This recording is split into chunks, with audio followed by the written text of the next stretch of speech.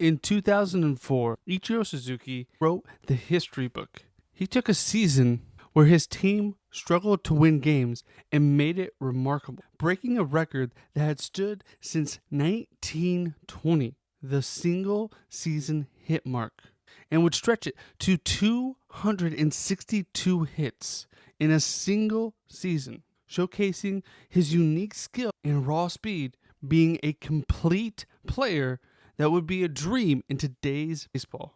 And when he finally broke George Sisler's legendary record, the baseball world stood in awe as he was breaking barriers, allowing Japanese players to play in Major League Baseball. Join us today as we dive into this historic season and what made Ichiro a legend on Daily Sports History. Welcome to Daily Sports History. I'm Ethan Reese, your guide, because I can quote every line from the movie Sandlot. And today's trivia question to listen out for: how long was the hit streak did George Sisler have during his historic 1920 season? So to start, Ichiro was born in Sugai, Japan, and with the help of his family, he quickly picked up baseball. His father played a pivotal role, overseeing his training sessions for hours as he grew to love the game more and more. And his reputation as a schoolboy prodigy, despite his small size, which he only grew to be about 5'9", 130 pounds when he was in Japan. But even with his small size, he showed a unique skill for getting on base and getting base hits. And this allowed him to get drafted in the 4th round of the Nippon Professional Baseball League, which is the highest league in Japan. Whenever a player comes over to play in the Major League Baseball from Japan, they come from this league. And it's really the second best league in the entire world. And he was drafted by the Oryx Blue Wave in 1992, right out of high school. But he spent the first couple seasons in minor league baseball because of his small size and his unconventional batting motion. Now, if you've not ever seen Ichiro swing, it's a swing where he does a big leg kick, which is a very common swing in Japan. It's something they actually teach a lot. Then he moves his body forward as the ball is coming, like almost in a starting running position. So it's a very hard thing to replicate because you have to not only be moving, but move and swing the bat with a ball coming at you maybe 100 miles an hour. Very difficult skill to learn, but he perfected it over time. Now, this pendulum swing wasn't an uncommon swing in the Nippon Baseball League. People had done it before to try to get an advantage, especially left-handed hitters, as they were closer to first base. If they could get a quick hit and be already running to first, it gave them an extra step. But it's frowned upon here. We want home runs. We want big hits. We want solid contact.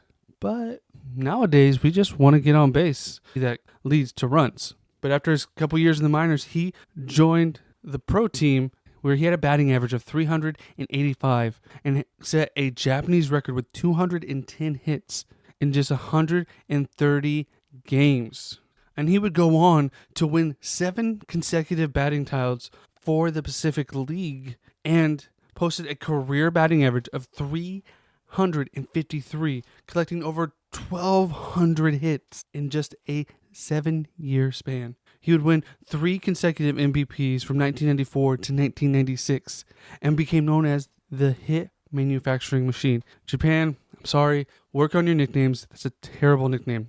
But after the 2000 season, the Nippon League had joined with Major League Baseball to develop a posting system. See, prior to this, the Japanese players didn't go play in Major League Baseball. So we probably missed out on many great baseball players. As we know now, seeing Shohei Ohtani just breaking down barriers in baseball of what he can do, we missed probably a lot of other players that could have really done something special. But this system was put into place to kind of start to having a chance for these players to join Major League Baseball. The problem was this gave financial compensation to the Japanese teams for losing this great player, but it also meant that Major League Baseball was paying extra money just to pay these players extra money. It was a crazy system that was a sealed bidding system where you would bid for just the right to negotiate with the player. So a lot of teams, especially to start with in the system, did not want to participate because it was a lot of money.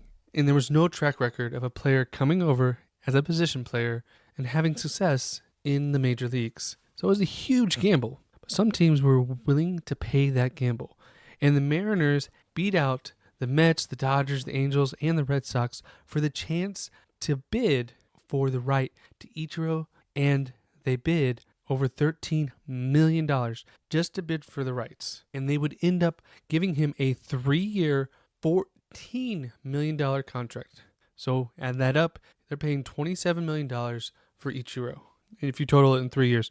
But the reason was the owners of the Seattle Mariners was Hiroshi Yamauchi, and he was the president of Nintendo, which is the biggest gaming system in Japan and a huge company there. So he already knew how good Ichiro was and knew it was worth paying that extra money. So they had a little bit behind the curtain and someone nudging them to want to have him in Seattle.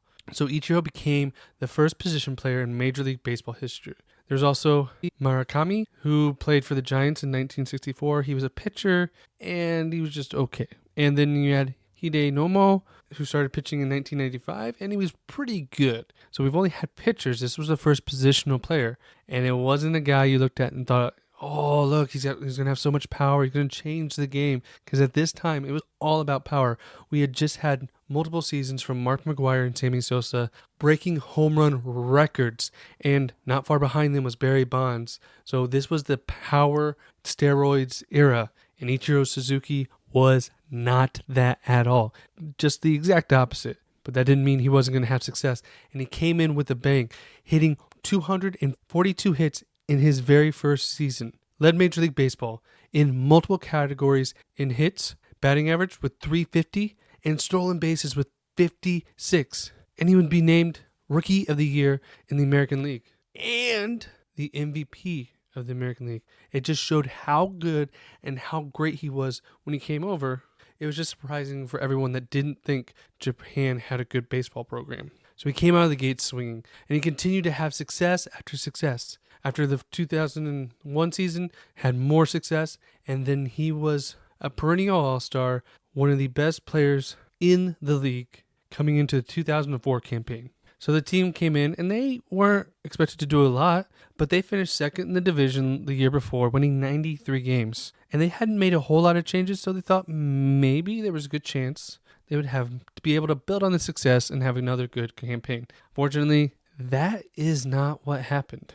The team just stunk. They just kept losing, and Ichiro also struggled at the very beginning of the season, hitting just 26 hits in April with a batting average of 255. This is a guy that regularly had a batting average over 325, one of the most consistent hitters, but he was struggling. So he took it upon himself, used all the things he could, focused, watched more film, focused on defensive shifts that were coming his way, seeing how he could alleviate this. Then come May, he exploded. This broke his slump. He hit 50 hits in May. July, he hit 51. In August, he hit 56 hits with a batting average of 463, the best monthly performance in Major League Baseball history. And in September, he would again hit more than 50 hits, becoming the first player in the modern era to have 4 50-hit months in one season, showing that it wasn't just a few games here and there. From May 1st till September 9th, he hit over 400, which put him in rarefied air.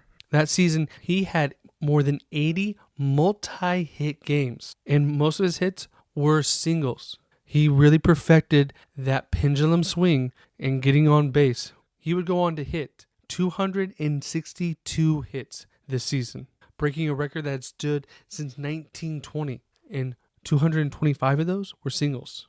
And he ended the season with a batting average of 372. But he wasn't just doing it at the plate. That season, he added another Gold Glove to his collection and finished second in the American League in stolen bases with 36. He was the epitome of the small ball or the money ball technique that became very popular around this time, and he was the perfect gem for the next gen stats era. So the season is going great for Ichiro after his slow start, and when October 1st comes, Ichiro stepped up to the plate to break George Sisler's single-season record. The crowd is packed, creating a night of drama. He's 2 hits behind to break the record.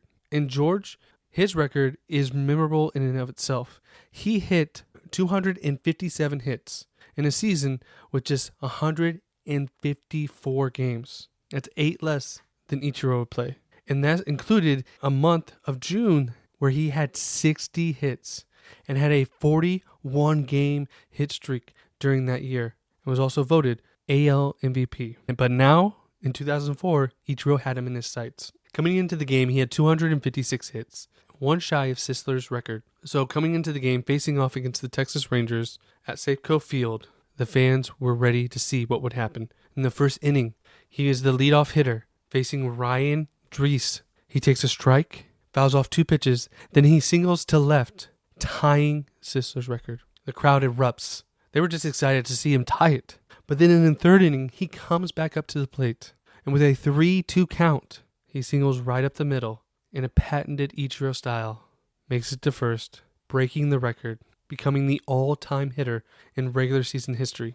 Fireworks explode from the stadium. The crowd gives a standing ovation. The team rushes to greet Ichiro. He gives a reluctant smile as he doesn't love the spotlight, but feels the enormous weight lifted, and he describes it as the best moment in his baseball career. And immediately after, he shook the hand of George Sisler's daughter, Frances, who later expressed that her father would have been happy to know such a great player and man would break his record. And Ichiro's father, who was in Japan watching the game, was brought to tears, celebrating everything that was happening for his son in Seattle. Now, the season wasn't over. He would go on to add 4 more hits, bringing him to a total of 262 hits that year. That was 46 more than the runner-up, and he received tributes from legends in the baseball world, and even from his home country of Japan. Major League Baseball honored Ichiro with a replica bat modeled after Sisler's, commemorating the... And you could say this may have been the peak of Ichiro's career. He would not break his record, but would continue to maintain having 10 consecutive seasons with over 200 hits, the only player to ever do so. And no one has ever come close to breaking his record, and probably never will. To do so, you have to hit at least 1 hit in every single game, meaning you do not get injured and you are always playing. It's something that does not happen in today's sports. He would also go on to accumulate over 3,089 hits in the major leagues. Adding that to this Japanese total, it makes him the most prolific hitter of all time, with a total of 4,367 hits, which tops Pete Rose.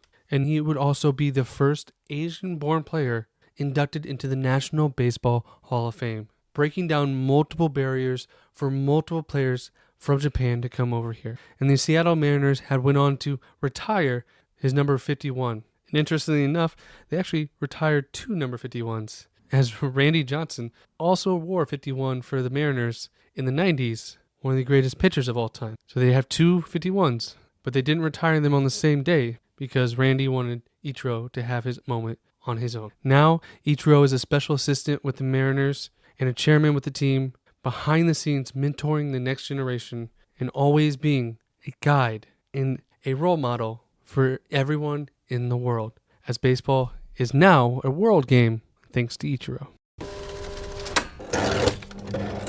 I want to thank you for listening to Daily Sports History, and I want to let you know that I'm going to be doing some things a little differently. I'm going to try some different things to the show, maybe do different sound effects or different segments, or I'm not sure exactly, but I hope you stick around. And if you have ideas for the show or some comments you want to leave me, send it to dailysportshistory@gmail.com. I will reply to you for sure. Give me all the feedback you can, because the feedback you give me, I take to heart. And we will work on this, making this the best show possible. And we'll see you on the next one. And did you catch the answer to today's trivia question? How long was the hit streak that George Sisler had during his incredible 1920 season?